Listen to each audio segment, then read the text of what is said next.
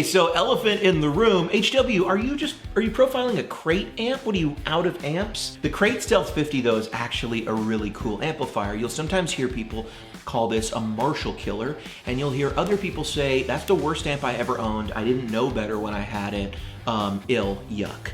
I get what both of those camps are saying, because sometimes you run into amps that have some pretty good tone, but they might have some features that are not the best. In this case, there's a real kind of unpleasant peak in the treble. It's very hard to dial out, and in fact, you really don't have the controls to dial it out here. Sometimes you'll run into amps, there's several Mesa Boogies that are like this. They just have so much low end. You almost can put the low end at 0, and you still get plenty of low end. Whenever you run into an amp that has one of those tendencies or one of those sort of flaws, it's really important that if you mic it up, you're able to choose the right speakers to sort of counterbalance that, or use a mic kind of placement or strategy with microphones or onboard gear to sort of do something about it, right? Maybe you use a post EQ. This amp actually taught me a ton, and I don't normally say that, but trying to profile this thing and really get what I thought was its best out of it took some work on my part. One of the things I did was channel 1. I tried to keep those highs in the lower area below 5, because above that you start to get this peakiness. But what I really do here and here is, paired with the right speaker, I paired it with some Scumbag M75s. You really do have a very 2204, maybe later JCM 800 type sound. And I get what people are saying. It's a very traditional Marshall amount of gain. I get what people are saying when they say Marshall killer. Channel 2, it does share that Lee Jackson modded Marshall kind of late 80s crunch. It has a lot of that sizzle high end, sometimes too much.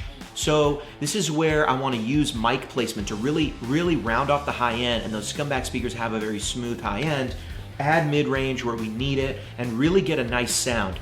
I gave you 3 kind of channels of profiles, even though this is only a 2-channel amp. So profiles marked 1, 1, 2, 1, 3, 1, 4, 1, 4 TS, 1, 4 plus, anything with a 1 as that first digit, that's gonna tell you that it's channel 1, and that I would say you can use like a JCM 800, a lot more classic Marshall sound, full. I tried to bring the high end and keep it fairly warm so you get like a vintage Marshall kind of thing. You can of course ride up the treble on the Kemper and get all that beautiful high end back.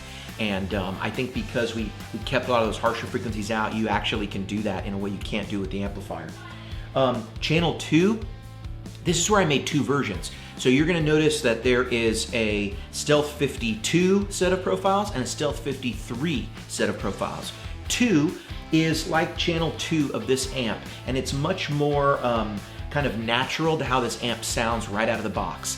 A lot of sizzling high end and that modded late 80s kind of JCM 800 sound, that modded Marshall sound, kind of similar, reminiscent of the Metaltronics, reminiscent of the modded, the Lee Jackson modded 800 that we did recently, reminiscent of a lot of that stuff, and it is from that lineage.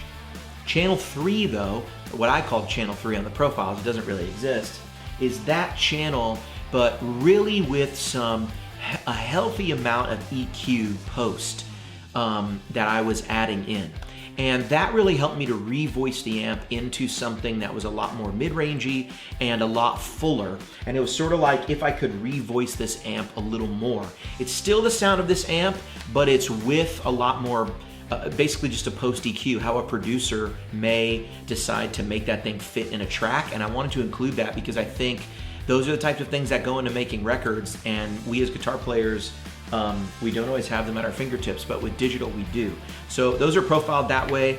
With both channel 2 and channel 3, you have an EQ in the X slot that sort of gives you a fuller or a more sizzling voice. I've been talking too much. Here's what they sound like.